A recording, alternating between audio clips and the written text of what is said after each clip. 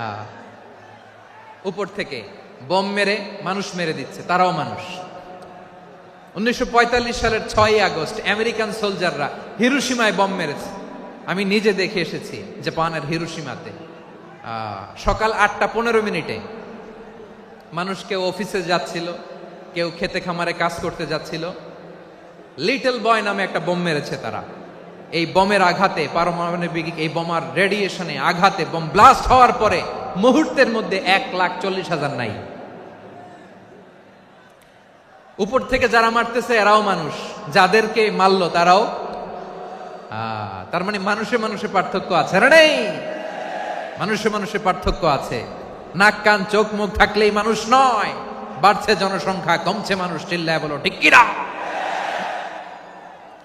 তাহলে আমরা বুঝলাম মানুষ ভালো হলে অনেক ভালো, খারাপ হলে অনেক খারাপ।